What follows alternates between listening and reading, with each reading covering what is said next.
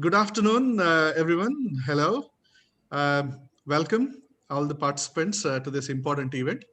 This is the 5th edition of Indic Academy's extremely well-received Retrospective Prospective webinar series. Today, Indic Academy brings to this event an intellectual giant of our times, whose career achievements spanning last 3 decades are astonishing and surely inspiring to all young aspiring thinkers and academicians who are here with us today. Koenraad Elst's intellectual contribution to the Ayodhya debate in the 1990s, and of course, thus to the rise of Hindu political power, is very well known. Elst was in India at the Banaras Hindu University for postdoctoral research in Indian philosophy in Buddhist studies in the year 1991, when the Ayodhya movement was at its peak. Elst's introduction to books by Sitaram Goyal and Ram Swarup, published by Voice of India, and the publication of his first book, Rama Janmabhoomi versus Babri Masjid, a case study in Hindu-Muslim conflict, by Voice of India in 1990, has changed his life forever. He would, I'm surely, agree with that. And Harikiranji will explore that aspect a little bit in the first session today. Koenraad Elst has since then written over 30 books and contributed to a lot of books, a lot of other books in articles, in chapters, and also hundreds of publications in academic journals and articles in various magazines and newspapers. He's delivered probably thousands of lectures. I'll just read out a list of some of his well-known books, only just a few of his well-known books. Of course, I just mentioned this book of Ayodhya, which was published in 1990. Of course, his Negationism in India, Concealing the Record of Islam, which was published in 1991, is one of his very well-known books, which actually went into a 3rd edition, which, in 2014. His next book, well-known book, The Demographic Siege, it was in 1998. The Update on Aryan Invasion Debate, published by Aditya Prakashan in 1999. The Saffron Swastika, The Notion of Hindu Fascism, in 2001. It's a 2-volume edition. There was another book which, again, he published in 2006 by Voice of India, The Return of Swastika. This basically continues the, adds more material to the first book which he published in 2001. This book is quite well known. L.K. Advani is supposed to have carried this book with him all the time, heavily marked and, and even, displayed this book in probably the parliament as well. A lot of stories about his love for this book. Decolonizing the Hindu Mind, Ideological Development of Hindu Revivalism, published by Rupa in 2001. This is based on Koenraad Elst's doctoral research. This book also topped the Asian Age non-fiction top 10 in May 2001. Gandhi and Godse, a review and a critique. This was published by Voice of India in 2002. This was a detailed discussion of Godse's defense speech during the Gandhi murder trial. So, of course, there are a lot of wrong narratives that was woven around what this book is about. He's not defending the murder and assassination of Gandhi, but he was only discussing Godse's defense. There's also an American edition planned with Edwin Mellon Publications, New York. Then we have Who is a Hindu?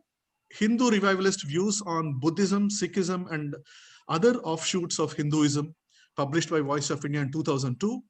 Ayodhya, The Case Against the Temple, published by Voice of India in 2002. Ayodhya, The Finale, Science versus Secularism in the Excavations Debate, 2003, by Voice of India.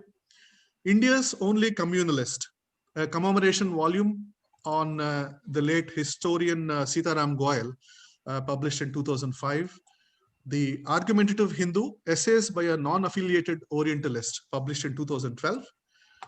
Then a very important book, Still No Sign of the Aryan Invasion, recently published in 2018. It's the collection of papers from 2007 to 2017 on the Indo-European homeland debate and the ancient Indian history. And his most important recent book is India's Culture Wars, published by Rupa in 2019. There are about 3 or 4 upcoming books that Koenraad Elst mentioned, which I wanted to mention here. These are in preparation at this time. So he has an upcoming book on the Buddha, a Hindu, being published by Shubhi Publications in this year. Similarly, The Way of Heaven, Philosophy of Rasa Chakra, by the same publisher, in, again this year, upcoming. And then the one which I'm really, really looking forward to is the book Idolatry by Munshi Ram Manohar Lal in 2021. And of course, he has hundreds of publications in the Dutch language as well, which I'm not going to read or list out here today. Though Koenraad Elst doesn't call himself a Hindu, his role in the Hindu revival movement cannot be overstated. His criticism of anti-Hindu narrative not only gave ammunition to Hindus to fight these forces, but Elst also held a mirror to Hindu intellectuals and organizations in critiquing them with objectivity and frankness. In fact, blunt and brutal honesty is an hallmark, of his writings. And of course, along with his gentle wit and humor, which he is very well known for. Many may not know, he's actually contributed an article called Humor in Hinduism to an edited volume by the title Humor in Religion. So yes, humor is very important for Koenraad Elst. People meeting him would find him very approachable, lovable gentleman, who shows great love and respect to his friends and fellow travelers of the Hindu revival movement. I'll end this brief introduction with a few biographical details before we begin the first session today. So just a brief biographical sketch. Koenraad Elst was born in Leuven, Belgium on August 7th, 1959. His father, Dr. Jean-René Elst, I hope I pronounced it right, a civil servant and a scholar in social law. And his mother, Clara Elst de Beer, a teacher turned housewife. So he has a strong academic a household, a teacher mother and a scholar father. He did his schooling in Leuven and was interested in philosophy from his school days. He in fact wrote papers on Friedrich Nietzsche at a very young age. He started out to be an engineer like most of us, but then he dropped out of college only to start his career in Indology and Oriental Studies later in 1985. A little bit about his educational qualifications, which are astounding to say the least. He has a BA in Chinese Studies in 1987, MA in Chinese Studies in 1989. His thesis was on the concept of ki, life breath. He has a BA in Indo-Iranian Studies in 1989, MA in 1990 for his thesis on Ayodhya. He also has a BA in philosophy from 1987 and MA in philosophy in 1991. His thesis was on the non-retributive understanding of the concept of karma. He has also done 1-year postgraduate research in Indian philosophy at Banaras Hindu University from 1990 to 1991. In fact, he was accepted for PhD in Buddhist studies, but he was forced to return home. So he could not complete his PhD at that time.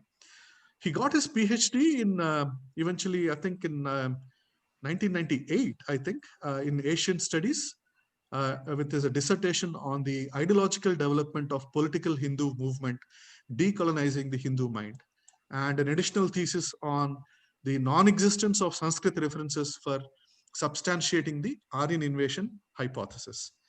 He also has formally studied the languages Avestan, Sumerian, and Hittite from 2015 to 2017. Koenraad Elst speaks Dutch, which is his mother tongue, fluently, along with French, German, and English languages. He has working knowledge of Hindi and Chinese. He can understand Arabic and Persian, and is also familiar with Latin, Sanskrit, Vanyan, which is, I think, the Chinese classical language, and Greek. He is currently the chairman. Effectively, that means he's the general editor of a book series that is to be published of the Ram Swarup Sitaram Goyal Memorial Fund 2019. He recently conducted the centenary celebration of Ram Swarup in October 2020, and he will be celebrating Sitaram Goyal centenary in October 2021. With this brief introduction, I now move towards start of the next session for today. Before that, let me introduce today's interlocutors, who will interview Koenraad Elst in the next 4 sessions. The first session is Sri Harikiran Vadlamani, who will talk to Koenraad Elst ji on his journey as a scholar so far. We have Dr. Ramakrishnan Sitaraman, who will speak to Koenraad Elst about his work on ancient India. And we have Sri Ashutosh Singh Thakur, who will speak to Elst ji on his work and views on various issues from recent history of India and its civilizational encounters. And finally, the last session would be by Sri Pankaj Saxena, who would speak to Elst ji about the Hindu revival movement and its future. After that, there would be a Q&A session. I request everybody to use the Q&A module at the bottom of your screen to type in the questions. I would collect these and collect these questions, and I'll ask all these questions at the end of today's event. I will introduce each of these speakers at the start of their sessions. Right? I now request all the speakers except Harikiran ji and Koenraad Elst ji to switch off all their videos and mute their microphones. I request Harikiran Garu and Koenraad Elst ji to keep their video and microphones on. Okay, so welcome to the first session of the Retrospective Prospective webinar series from Indic Academy. Today, we are honored to have Sri Harikiran Vadlamani speak to Koenraad Elst about his life journey so far as a scholar and beyond. Harikiran Vadlamani Garu is the founder of Indic Academy. He is an investor, activist, seeker, and an aspiring artist. He is an inspiration to hundreds of aspiring activists in the Hindu revival movement, and is a benefactor to thousands of scholars, students, and enthusiasts who are pursuing their interests and contributing to this Indic renaissance.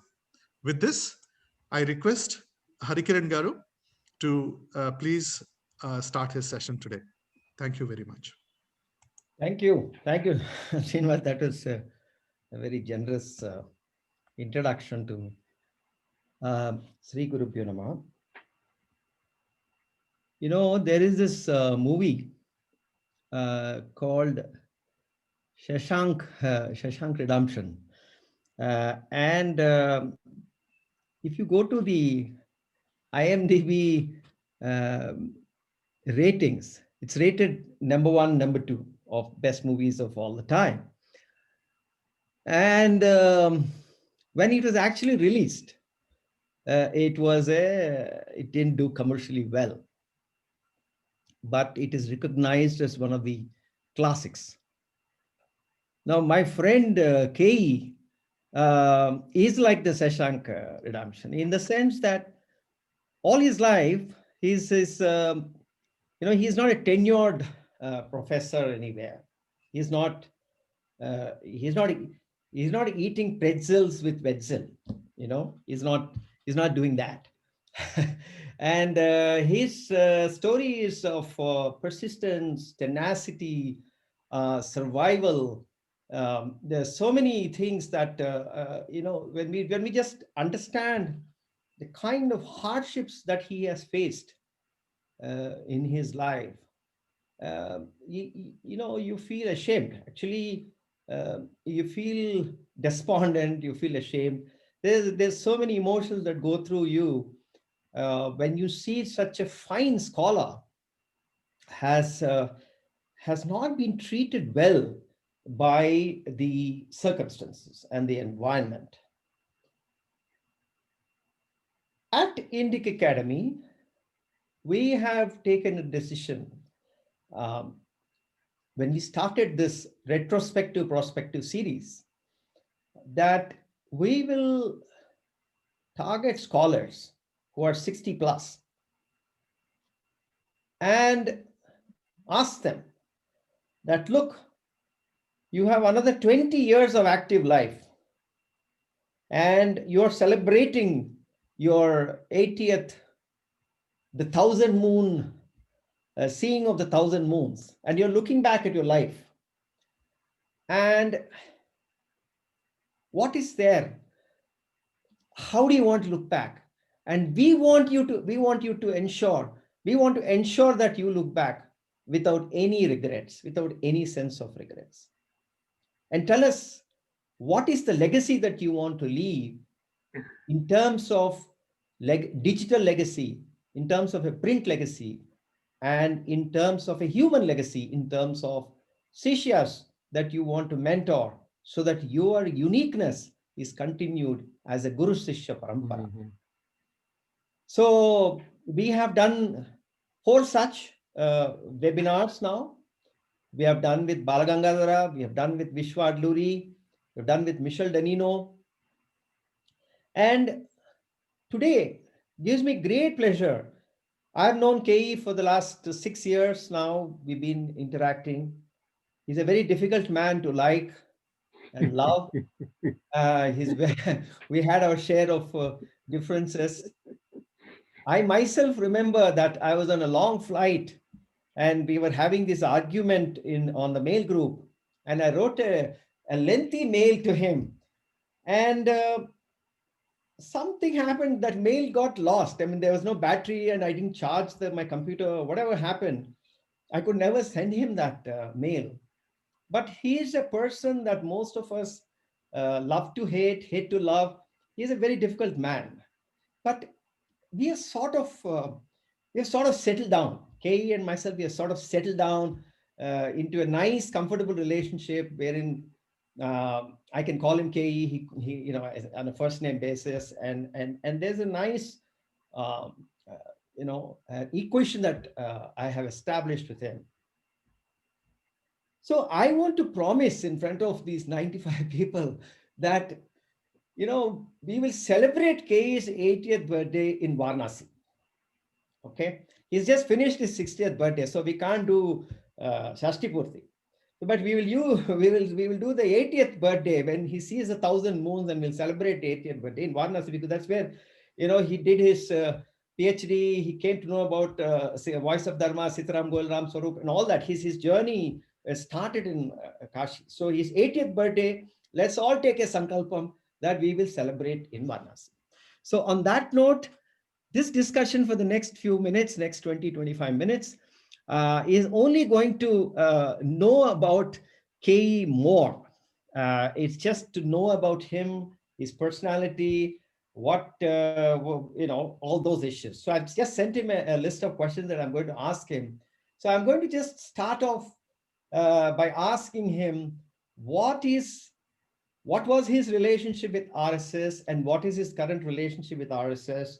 And why does he think RSS is an anti-intellectual organization? Because I thought that you need an intellect to be anti-something. So, that's a paradox in a way. So yeah. I just want a quick view about you and RSS KE before we move on to the other questions. Yes. Well, first of all, welcome to you and to the audience, also to all the newcomers. आपसे मिलकर मुझे बहुत प्रसन्नता है. Okay, so to break the conversation with a difficult subject all at once, the RSS. When I had freshly discovered the Ayodhya affair, a few days before I went to the Voice of India office for the first time, I went to the RSS places on Jhandewalan. And so I scouted around their bookstore, and I was a bit disappointed. You see, in the West, we knew all about Islamic fundamentalism already. And given that Hinduism is a lot more colorful than Islam, I had expected these, notorious Hindu fundamentalists to be far more interesting. And what I saw there was, the somewhat predictable copies that you find in many third world countries of Western nationalism. I mean, this whole language about national unity and national pride and so on, that sounded all too familiar. And so there was little of the specifically Hindu import in that. And so already I wasn't too sure about this RSS. Then when I talked to Sitaram Goel for the very first time, already then he confirmed my misgivings about the RSS. And so, he was not too impressed with them, saying that already in his student days, he noticed that the people who were drawn to the RSS were typically the most mediocre people, people who sought a collective identity for lack of much personal input. And so maybe that's the profile of RSS people. They're nothing against that category of people. And in fact, typically they tend to be very dedicated. And so that's certainly a quality. And they're good followers. You see, the problem is that when they rise through the ranks, and of course, not all RSS people do that. Many go out in society and try to realize their ideals in the real world. But those who stay on to make career within the RSS, they remain followers even by the time they reach the top. And so they tend to follow that which is dominant at the moment, which in India is secularism. And so they tend to drink in quite a bit of secularist influence. And over the years, that has gotten worse and worse. So when I hear Mohan Bhagwat say, all Indians are Hindus, I think we've gotten very far from the original inspiration of the RSS. I mean, whatever else you can say about the RSS, at least it followed the perfectly normal, pretty universal idea that there is a difference between Hindu and Indian. A Hindu is specifically a pagan Indian. And Muslim Indians, Christian Indians, whatever the origin of their religion, they themselves are Indians. And so if you say all all Indians are Hindus, it means that Asaduddin Owaisi, for example, is a Hindu. Now, have you asked him, does he agree with that? I have my doubts about that categorization. And so very many people of RSS views, like all those on Twitter and so on, they defend this, they stand by this. Now, I mean, if you think a little bit, you just know that this is not good enough. And indeed, you see, for Guru Golwalkar, for example, whatever else can be criticized about him, at least for him, it was totally clear that Hindu and Indian are not the same thing.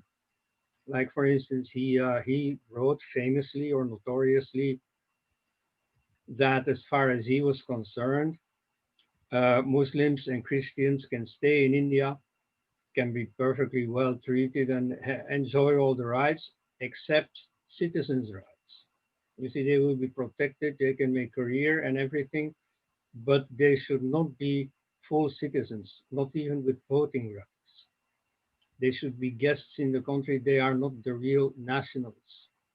Now, you see, that I think is a very questionable position, but at any rate, it presupposes the normal conceptual distinction between Hindu and Indian.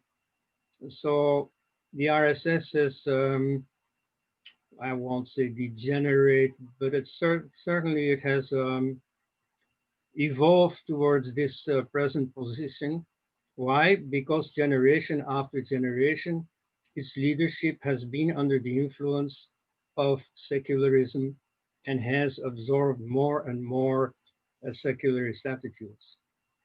So I think that basically is the problem with the RSS. So you have very many good people to start with, and they do many useful things, and they boast of their services during natural catastrophes and so on. So that's all there. You know, RSS people are very good people. I've stayed with RSS people in India as well as in the US. And, you know, I have nothing but good to say about them. Nevertheless, the policies of the RSS are unfortunate. Have you met Mohanji? I have seen him speak, but I haven't personally talked with him. Nice. What are some of the turning points in your life, Kei? Turning points. Well, as has already been said in the introduction, the discovery of the Ayodhya affair um, and the discovery then of the situation with political Hinduism, that of course is a strong turning point, not just because intellectually it focused my interest on something that I hadn't been aware of before, uh, but also because it changed my social situation. In 1990, there was a World Ramayana conference, which happened to be exactly in my own home university in Leuven.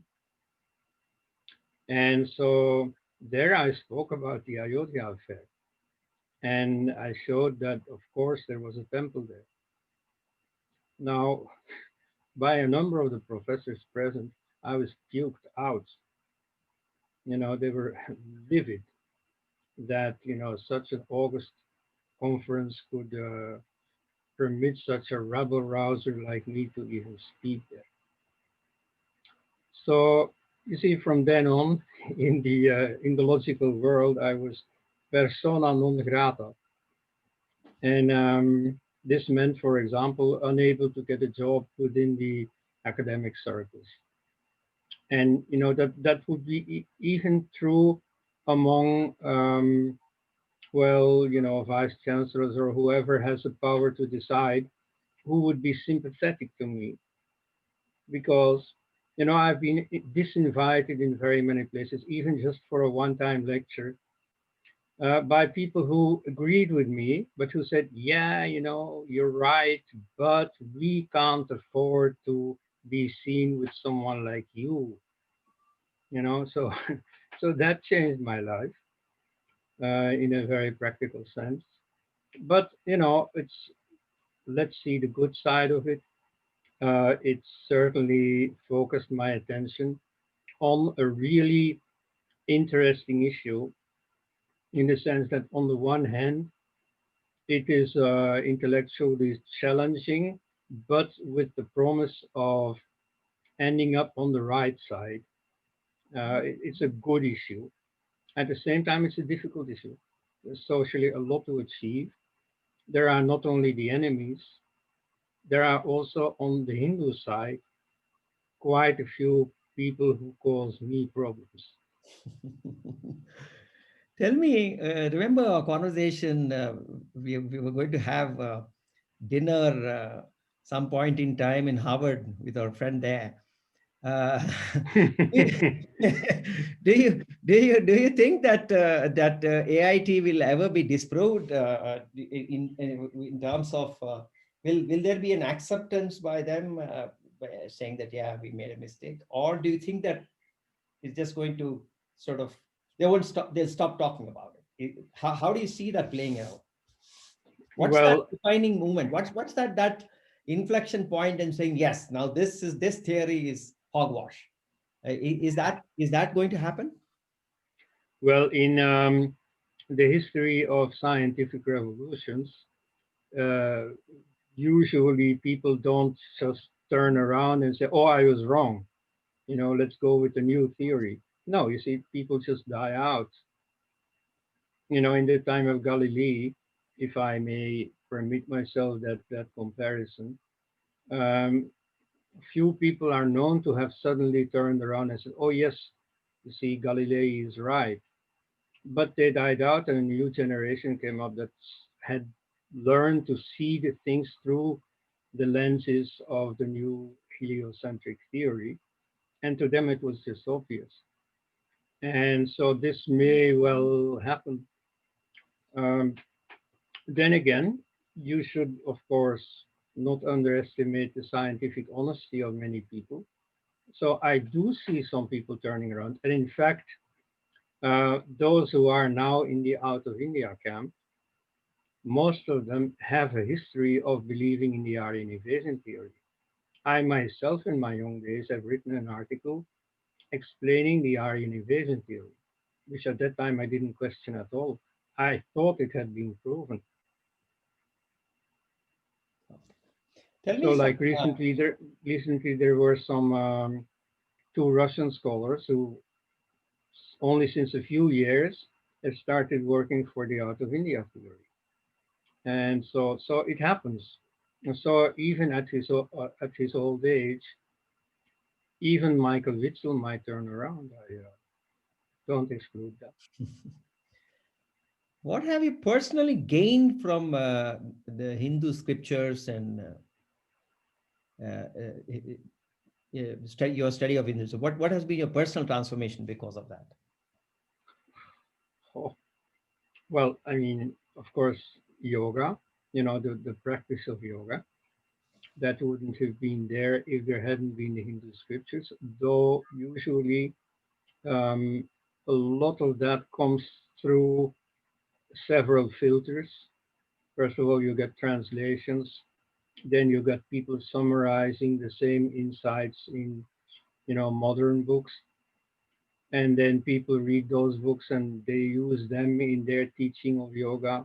So it's not really at the source. So later on, of course, when I learned Sanskrit, I did go to the source. Now it's a surprising question. I mean, surprising to me. Uh, what should I say? I mean, the Rig Veda, of course, I am really impressed with. It's a very high quality of poetry. In fact, I could name some Sanskrit scholars in the West who are very anti-Hindu, who nevertheless admit that this is very high quality poetry. Um, I well, this is my want, my nature to also say something adversarial. I do not share the common Hindu love and admiration of the Bhagavad Gita. With that, I have a few quarrels. Though, in general, I mean, it does summarize much of the yogic philosophy, and with that, I have no quarrel. But you see, the person centeredness around Krishna, that I do not like. Though the Hare Krishna movement, quite present in the West, was one of my first contacts with Hinduism. They're very good at vegetarian cuisine, and to name something very Hindu, they have a castle in the Ardennes hilly area in Belgium, and so they bought up a castle. They have a big Hare Krishna center there, and there in the meadows they have Indian cows. And so one of my revelation moments was not so much reading a scripture, was looking into the eyes of those cows. Wow. You know, I mean, cows in general are nice, but these Indian cows really have something. They have such deep eyes. You can get lost in them. So I think personally that one of the greatest compliments you can make to a lady is, "You look like a Nice. cow." Tell us something about your daily routine.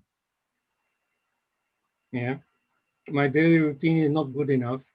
Um, it should be far more regular. But like many writers, I live. Whenever I get inspiration, I start working, and it can be till like 4 in the morning, and then going to sleep, which is when the gods rise and take their shower and so on. So yeah, that could be better.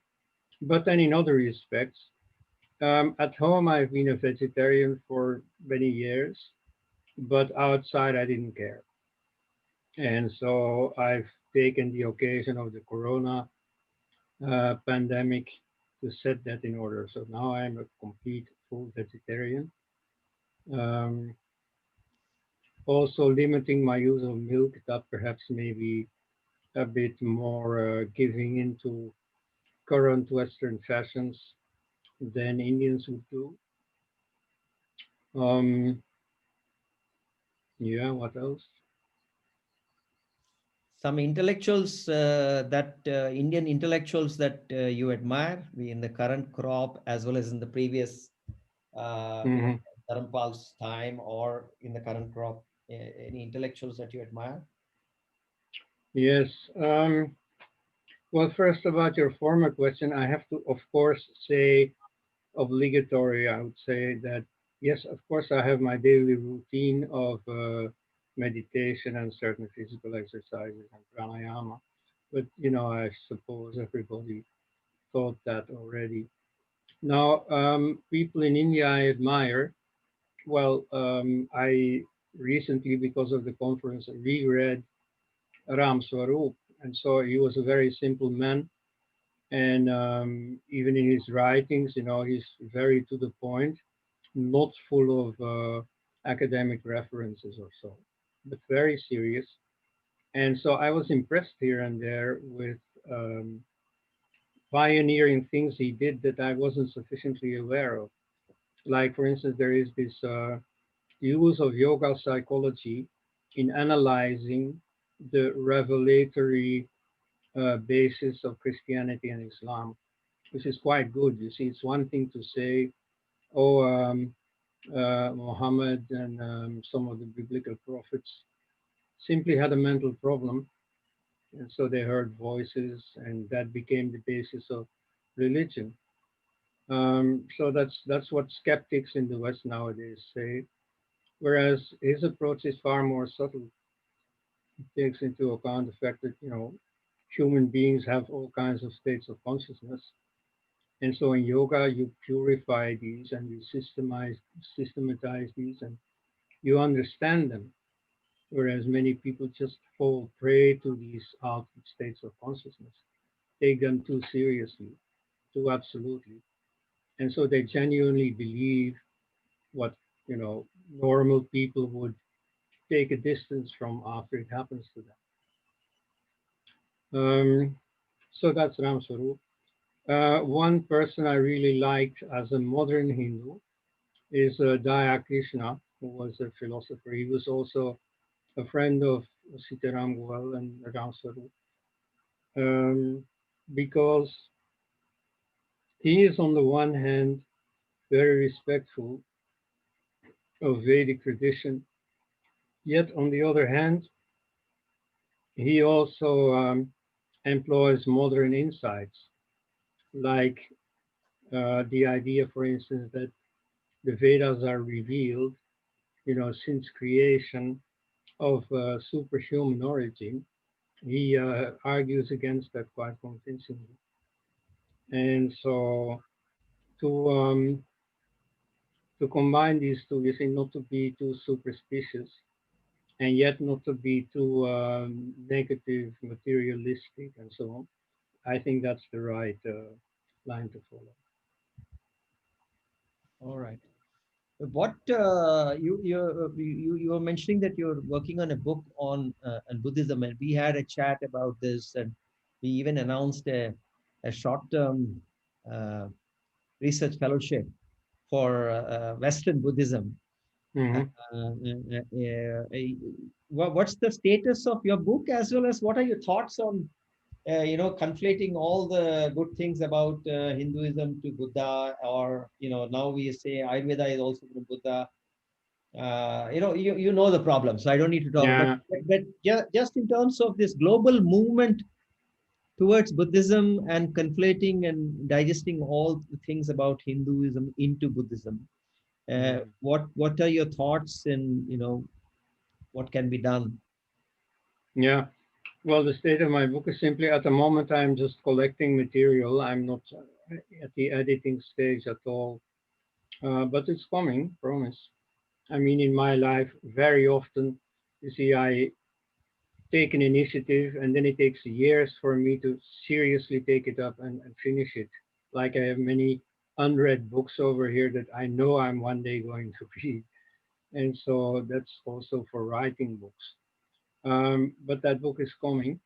Now, about Western Buddhism, there are a few changes in perspective, although they are interpreted by the people themselves as, in fact, being true to the real Buddhism.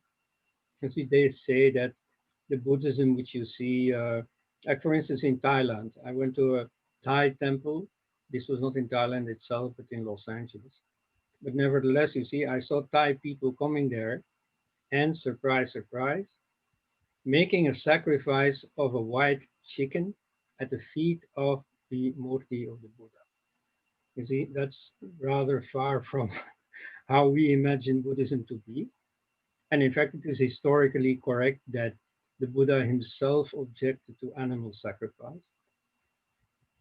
So that's like religious Buddhism. That's turning the Buddha into a god. Now that in the West is objected to. They say this is an aberration. This is, well, a concession to popular religiosity. Okay, But can I just interrupt you for a minute here? And yeah, I'm just curious.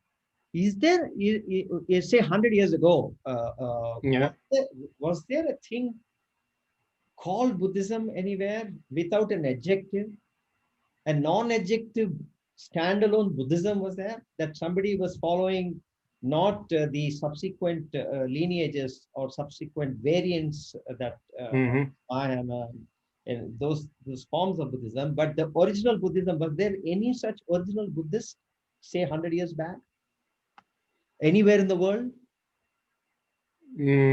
Well, at least the notion of Buddhism was there, Yeah, I'm and sorry. so I'm saying I'm getting up in the morning and somebody asks me, right, say in 1750 or 1850, and say, who yeah. are you? What's your religious identity? Then I say, I am a Buddhist. Would there be anybody like that? Or everybody was a particular, Tibetan Buddhism, or, whatever forms that it has become.